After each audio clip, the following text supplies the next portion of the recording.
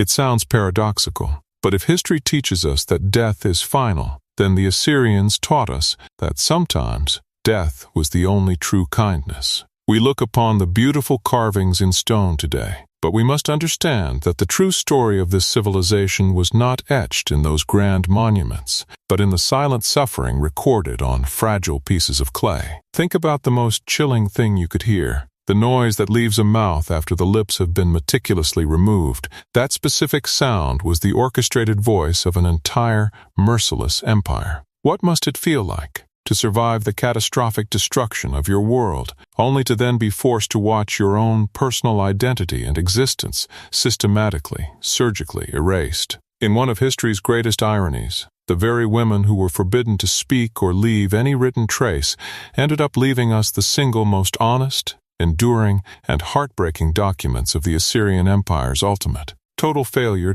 Subscribe by touching me. Imagine, for a moment, standing beneath the indifferent Mesopotamian sun on cold, polished stone, not in a prison cell, but right inside the royal garden of the Assyrian king. This opulent place was a deliberate stage for cruelty. Your wrists are bound by an iron chain that runs vertically to a pillar, ingeniously designed to prevent not just escape but any moment of true rest. This calculated, prolonged stasis, the inability to sit or find relief, was the foundation of Assyrian cruelty, transforming high status into perpetual, exhausting visibility. The silence around you is perhaps the most profound sound of all, as the vast, cold bureaucracy of the palace continues its hum just feet away, seemingly oblivious to the decades-long, slow-motion erasure that unfolds in its opulent shadow, reminding us that calculated terror is often an institutional pattern. Look closer at the faces of those who share this grim tableau.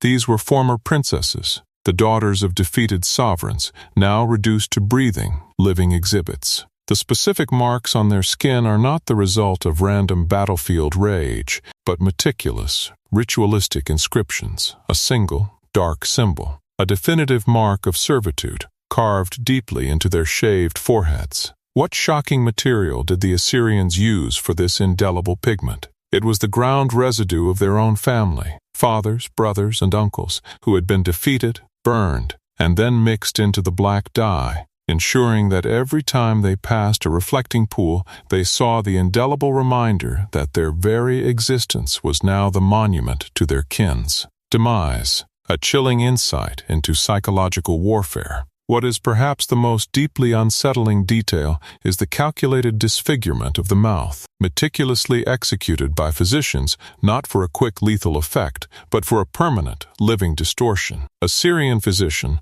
likely acting under explicit royal order, surgically removed the upper lip with such precision as to ensure that no word, no cry, and certainly no prayer would ever again sound recognizably human. The sound that resulted was a twisted, gurgling noise, designed specifically to provoke revulsion and even amusement among the guards, effectively stripping the women of the final tool of their humanity, their voice. This served a chilling, institutional purpose. The empire did not want them dead, after all. It needed them alive, visibly broken, and permanently silenced. A terrifying masterclass in control. In the brutal, chilling calculus of the Assyrian Empire, it became clear that death was, indeed, the only true mercy available. The state policy dictated that these women, as living remnants of defiance, were far more valuable as breathing warnings than they would ever be as silent corpses. They were strategically placed where every visiting ambassador, every newly conquered dignitary, and even every citizen had to pass daily, ensuring their suffering became a living, interactive document of imperial power. This was not the transient, chaotic rage of a battlefield massacre, but the long-term, structural genius of totalitarian control, where the human being was intentionally converted into a permanent terror instrument, defining a timeless strategy of oppression. The meticulous documentation of this systemic cruelty is chillingly preserved in the royal annals, now housed in institutions like the British Museum. Archaeologists who translated these ancient cuneiform texts realized that the public flaying and impaling, though horrific, were primarily reserved for male soldiers and generals. For the elite women, however, the Assyrians reserved something far more sophisticated and psychologically devastating: the complete destruction of the person, while the body itself remained meticulously maintained and medically stable. They recognized that while ending a life takes only seconds, annihilating an identity while sustaining life requires cold, methodical, enduring intent, an enduring lesson about the nature of sophisticated tyranny. In ancient Mesopotamia, a name was not merely a label, it was considered the sonic equivalent of the soul itself, connecting the individual to the gods and their cosmic position in the universe. Therefore, the very first act of systemic destruction against these captive royal women was the deliberate annihilation of their names. Every tablet, every inscription, and every official record bearing the woman's identity was sought out and meticulously scraped clean, ensuring that, even if their bodies survived, their essence was utterly nullified before the divine. They ceased to exist in the spiritual register, becoming mere chattel designated only by numbers or chilling, sterile phrases like the one who shall not be named, demonstrating how total control starts with identity erasure. The tablets recovered from the ancient Mari archives provide a particularly stark case study. They describe a princess from Elam whose only recorded crime was the ultimate act of defiance, surviving the rebellion and subsequent destruction of her city. The Assyrian scribes documented her processing with the exact same sterile detachment used to inventory bales of grain, detailing how her body was not ravaged by rage, but instead subjected to careful, calculated engineering. The precise removal of the upper lip, detailed with clinical detachment, was executed not to end her life, but to pervert her every remaining function, ensuring that her voice, once trained to recite hymns or issue noble commands, was permanently corrupted into a grotesque sound of undeniable failure, a brutal pattern seen repeatedly in history. This calculated surgical act transformed her voice, which had once been the very instrument of her former power and identity, into a relentless weapon against her very self. Every twisted syllable, every involuntary guttural sound became a constant audible confession of the conquest, a warning carried on the wind to every person within earshot. Defiance inevitably results in this permanent, undeniable defilement. She was displayed continuously in the palace gardens, becoming a theatrical tableau of submission, teaching the Assyrian subjects the ultimate essential lesson: the enemy must not only be defeated but must be made to endlessly perform their own humiliation, a profound insight into what motivated this long-forgotten empire. The Assyrians had a deep, intuitive understanding of the psychological distinction between an enemy who is dead and one who is permanently, visibly scarred. A dead enemy quickly becomes a forgotten memory, or worse, a potential martyr. A living, prominent enemy, visibly disfigured and standing in chains right in the capital city, functions as a perpetual, terrifying warning, remembered across generations. She was never hidden away in a dark cell. She was made the centerpiece of the most visible imperial real estate, thereby ensuring that the immense cost of resistance was absorbed visually and psychologically by every single member of the empire's vast ecosystem, a crucial lesson in the architecture of fear. In 647 BC, when King Ashurbanipal's conquest of Susa was finalized, it led to the capture of the 3 royal sisters of the Elamite king Tuman. The subsequent treatment of these royal women was so systematic and codified that it was recorded in the chilling reliefs of the North Palace of Nineveh, which are now critical documents in the British Museum. The accompanying cuneiform texts describe a process referred to as the transformation of the divine form, a medically supervised alteration that stretched over many months, designed specifically to strip away every aspect of their noble humanity while ensuring they remained lucidly and consciously alive. To maintain this prolonged torment required the operation of an entire state apparatus, highly specialized physicians managing infection, scribes recording protocols, specialized guards preventing suicide, and specialized craftsmen forging the unique instruments of restraint. It became an industrial-scale operation dedicated not to quick murder but to maximizing human suffering over the longest possible timeline. For instance, iron hooks, terrifyingly identical to those used in Assyrian meat markets to hang animal carcasses, were permanently embedded deep into their cheeks. These were not temporary restraints, but irreversible appendages, ensuring that every mundane, necessary act, eating, breathing, sleeping, was a constant physical reminder of their status as displayed, humiliated property. A woman's hair in Mesopotamian culture was intrinsically linked to her identity, her social status, and her sacred connection to the cosmos. The Assyrians mandated that the heads of these specific women be shaved raw every third day without fail. This constant, ritualistic shaving ensured they were locked in a permanent state of non-identity, neither fully man nor woman, existing in a social and spiritual void, a state that defied definition. They were forcibly stripped of their natural place in the world, becoming entities without recognized social or spiritual dignity, a core principle of how ancient empires sought to subdue the conquered. Then came the detail that continues to chill and horrify modern scholars. The tattoos. Symbols of permanent servitude were not just drawn, but carved deep into their foreheads using black ink derived from ordinary pigment, mixed, crucially, with the ashes of their own family members who had fallen during the siege of Susa. Every time they saw their reflection, they were confronted with the visual fusion of their own perpetual bondage and the physical, burnt remnants of those they had loved and lost. This was not mere physical violence, it was a profound, calculated assault on memory, loyalty, and self-perception, designed to be psychologically inescapable. Crucially, throughout this ordeal, these women were kept in impeccably good physical health. Physicians regularly treated their wounds and prescribed highly nourishing diets. This care, however, was not based on compassion.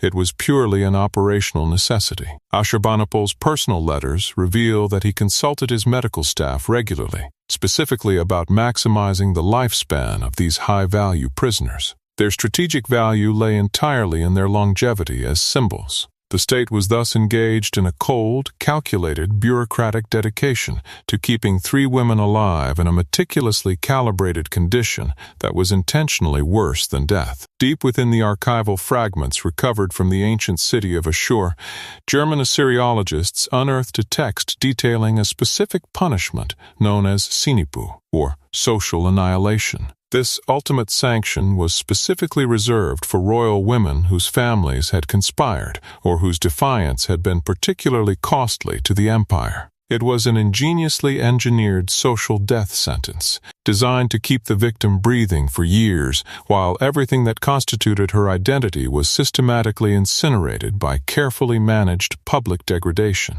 a devastating form of state-sponsored psychological warfare. The punishment began publicly and dramatically in the main square of Nineveh. The victim was exposed before the great temple of Ishtar, not to be brutally struck or beaten, since physical violence tends to generate unwanted pity, but to be coated in a horrific mixture of honey, cedar resin, and animal fat. This compound was scientifically designed to attract large numbers of insects, while simultaneously preserving the skin beneath, leaving the victim exposed to the scorching Mesopotamian sun for 3 full days. All the while, scribes ceremonially read aloud and then meticulously erased every single title and privilege she had ever possessed, marking the literal start of her non-existence. Following this prolonged public exposure, the extreme inversion of status began. For months, the former queen was forced to undertake the most physically and morally degrading labor, cleaning public latrines, curing animal hides in vats of chemicals, and hauling human waste.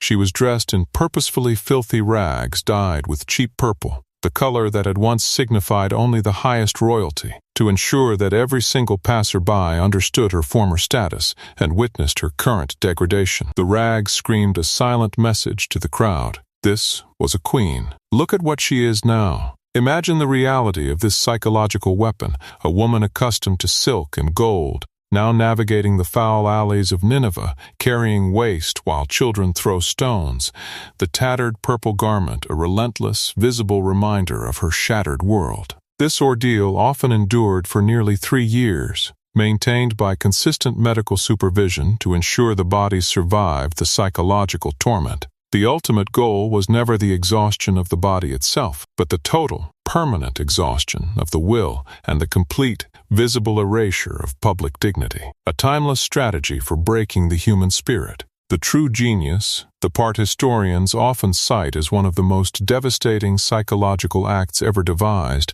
came at the very end of the long torment. After years of high-profile, public suffering, the woman was suddenly, completely released. She was given 1 month's worth of food, her official identification documents were returned, and she was told to simply walk out the gates of Nineveh, completely free. The expectation was that she would feel overwhelming relief, but the reality was utter despair, because she already understood profoundly that the empire had not merely imprisoned her in a cell, but had brilliantly turned the entire world into her inescapable cage. After years of such high-profile degradation, seen by every merchant, traveler, and subject who passed through the massive capital, there was simply no safe harbor left for her. No village would dare open its doors, no surviving family member would risk contamination by association. She was rendered ritually unclean, cursed, and permanently rejected by her own people. The empire didn't require soldiers to guard her freedom. The memory of her public humiliation was a far more potent, invisible, and enduring wall of confinement. Many of these women were forced to wander the desolate desert trade routes, their bodies eventually giving out under the relentless sun, their bones left in unmarked, forgotten places. Yet fragments of later Babylonian texts hint at another destiny. The rare survivors actually found each other. They formed hidden, liminal settlements on the remote outskirts of settled cities, communities of women, now nameless and scarred, who had collectively endured the systematic social annihilation and somehow emerged from the living underworld of the Assyrian state. Historians confirm that this strategy of annihilation was not random. It was codified state policy, maintained and refined for centuries. A dead queen could too easily be elevated to a martyr, providing a dangerous symbol of resistance. A broken queen, publicly rejected by her own kin, inspired only profound fear and overwhelming revulsion. And fear was the sacred foundation upon which the entire Assyrian imperial project rested. Their reign remains a chilling masterclass in psychological warfare executed against the very soul itself. When Nineveh finally fell in 612 BC, the conquering Babylonians and Medes smashed the statues and burned the great palaces, attempting a clean, violent erasure of the hated empire. Yet, centuries later, archaeologists found something the destroyers completely missed: tiny clay tablets, no larger than a hand, meticulously hidden in the cracks of palace walls and tucked behind loose bricks. These were written not in the official Akkadian script, but in Aramaic, the simpler language of the common people. These fragments bore simple, scratched symbols that scholars initially struggled to decipher, marks believed to be left by the very women who officially had no right to write, and who had ceased to exist on any official ledger. Someone had managed to steal a stylus. Someone had waited patiently for the shift change of the guards. Someone had pressed trembling fingers into wet clay in the dark, performing an act of resistance so small, so intimate, and yet so profoundly meaningful. Dr. Stephanie Daly's analysis of these fragile texts reveals desperate, scratched lines of defiance. One powerful fragment reads, "I was once a queen, now I am no one. But this mark why carve? This will exist when the palace is dust." Another whispers across time, "They took my face, but not my eyes. I saw everything. I remember everything." And someone will read this. These were ultimate existential acts, born from the raw human need to assert existence against an empire dedicated to total obliteration. These women could not fight with bronze or escape the iron chains of the state. Their final, effective weapon was wet clay, a stolen stylus, and a hidden moment of daring. They brilliantly subverted their own punishment. The painful, forced tattoos became battle scars, symbols of survival. The heavy chains became the only ornaments the king could not take. They took the language of empire and forged it into the stubborn alphabet of their survival, a quiet, absolute refusal to be unmade. This historical analysis is created solely for educational and historical purposes, examining enduring themes of power, political corruption, and human conflict through rigorous analysis and interpretation, without depicting or encouraging graphic events. The names of the great Assyrian kings still fill our textbooks, and their monumental reliefs are proudly housed in museums worldwide. But the women they sought to completely erase, whose mouths were disfigured so they could never speak clearly again, left us the most enduring and truthful record of their tyranny. The Assyrians carved their supposed glory into stone that became dust, but those tiny tablets, scratched by nameless hands, survived the entire conflagration. Power can destroy bodies and erase names, but it could never destroy the simple human will to whisper across 26 centuries, "I was here." And the empire did not have the last word. If this deeply unsettling history resonated with you, you are certainly not alone. There is always more to uncover about the people history tried to forget.